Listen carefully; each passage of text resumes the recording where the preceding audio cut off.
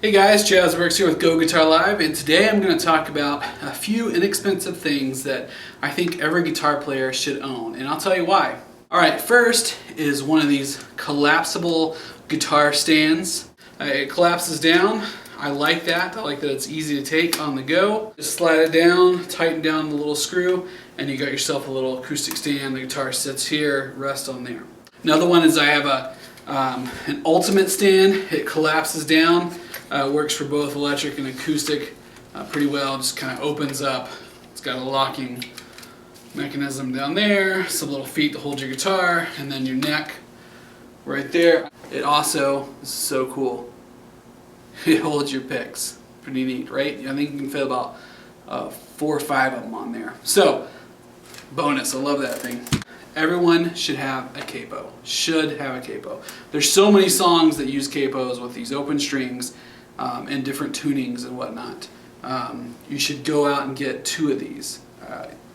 Put one in your case, put one where you practice, because you're going to lose it, and so then you have a backup. So get one of these guys. I can't tell you how many songs I use on this thing. And one of these clip-on tuners. I do have one of these electric tuners like this that, and this is electric too, but it has a microphone, or you can plug in if you have that. But if you have an acoustic instrument, maybe you don't have that option. So one of these guys, it works on electric too. It clips on the end of your guitar. Got a little screen. This is a little Korg one. There's multiple companies that make them.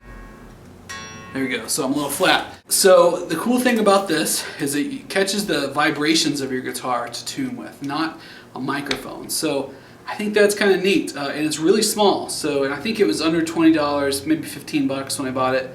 A little Korg something or other. Let's see. This is the PC1. I can't tell you how many times I played with other guys who have tuned by ear to their own guitar, and they weren't in tune with anyone else. You could just leave it attached to the top of your guitar if you wanted to. Up next is my little string winder. And you just put this, this saves so much time, when you're sitting there trying to untune and then retune all your strings. It also has this little dip right there in the very end. Yep, right there. And that actually goes under the pegs of your acoustic guitar, and you can pop it out. And then on the end of this guy, it opens up. Let me do that again. It opens up. And now I have a string cutter. I think this was pretty cheap too. I've got 2 of these, one for the studio and one in my house too. Metronome. You've got to have a metronome. You got to practice with one. Or get one on your phone if you have a smartphone or iPhone or iPad. Get one on there and practice with it. I can't stress enough. You got to play the metronome, and really it'll work you, and it'll tell you really how bad you are. If you can't keep up with it, you're not going to be able to keep up with a drummer. You got to work yourself with a metronome. Just a simple rag. Wipe down your guitar.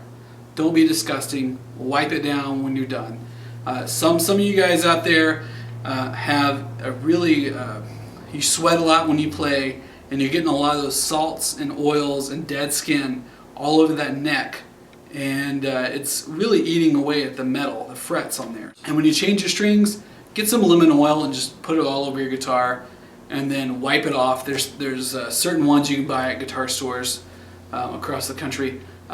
Clean your guitars, okay? Get a rag. These things are, I think this one came from Guitar Center, but you don't have to. This is, just get something that's soft, maybe an old t-shirt or something. Lastly, decent cables. I think every guitar player, electric player, or electric acoustic should have a good, thick, high-end cable. And it doesn't have to be thick, but don't use the cheap ones. Go buy, you're better than that. Go buy a nice cable.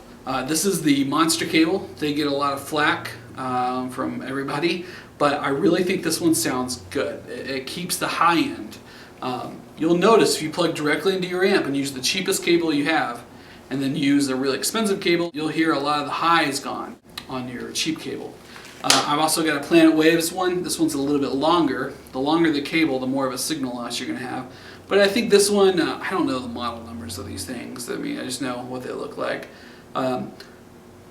This one's a good one too. So both of these companies make great stuff. There's tons of other companies that have just as good stuff out there. These are the ones I have on hand just to chat about. So I think that'll do it. That's my list of things for now that I think just about every guitar player should have, or in the near future think about getting. Alright, well, hope that helped, and we'll see you next time.